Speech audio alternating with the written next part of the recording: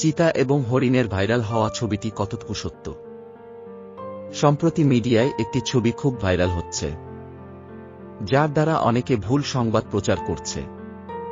ছবিতে দেখা যায় একটি হরিণ সাথে 3টি চিতা বাঘ এবং ক্যাপশনে লেখা থাকে যে হরিণটার চোখে কোনো ভয় দেখতে পাচ্ছেন। এ ছবিটা শ্রেষ্ঠ ছবির পুরস্কার পেয়েছে। ফটোগ্রাফার ছবিটা তোলার পর থেকে ডিপ্রেশনে চলে যান। চিতা বাঘগুলো মা হরিণ ও তার 2 বাচ্চাকে ধাওয়া করে।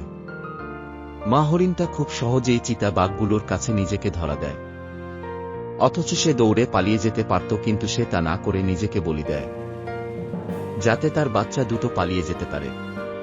ছবিতে দেখা যাচ্ছে চিতা বাঘগুলোর খাবারে পরিণত হওয়া মা হরিণটি তার বাচ্চাদের দূরে নিরাপদে পালিয়ে যাওয়া অবধি তাকিয়ে আছে।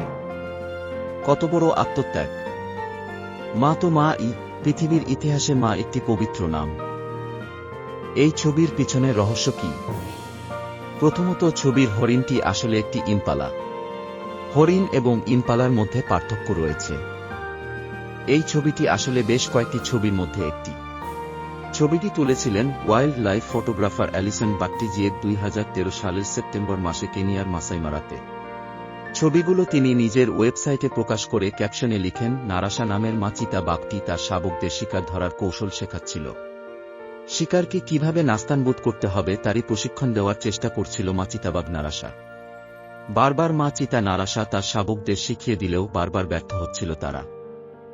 যদিও কয়েক মুহূর্তে পরেই ওই ইম্পালাকে ধরাশায়ী করেছিল চিতা শাবকরা তাদের অপরিপক্ক কৌশলেই। কিন্তু 2017 সালে ফটোগ্রাফারের ডিপ্রেশনে চলে যাওয়ার ভুয়া খবরটি ইন্টারনেটে ছড়িয়ে পড়লে অ্যালিসন তার ফেসবুক পেজে উক্ত ছবিটি সংযুক্ত করে একটি পোস্টের মাধ্যমে ক্ষোভ প্রকাশ করে লিখেন, এই ভুয়া গল্প সহ ছবিটি লক্ষাধিকবার বিভিন্ন সোশ্যাল মিডিয়ায় শেয়ার করা হচ্ছে। আমি লক্ষাধিক মেসেজের বন্যায় ভেসে যাচ্ছি। আমাকে জিজ্ঞেস করা হচ্ছে আমি কি অবসাদগ্রস্ত ফটোগ্রাফার। আমাকে লিঙ্কডইনে ট্যাগ করা হচ্ছে ভুয়া রটনায়, যা আমার পেশার দফা রফা করতে চলেছে।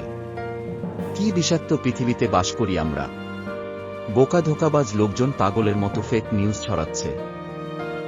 অতএব চিতা শাবকদের শিকারের কৌশল শেখানোর চিত্রটিকে ভিন্ন একটি দাবিতে সামাজিক মাধ্যমে প্রচার করা হচ্ছে এবং ফটোগ্রাফারের অবসাদগ্রস্ত হওয়ার যে তথ্য প্রচারিত হচ্ছে তা সম্পূর্ণ বিভ্রান্তিকর ও গুজব ছাড়া কিছুই না।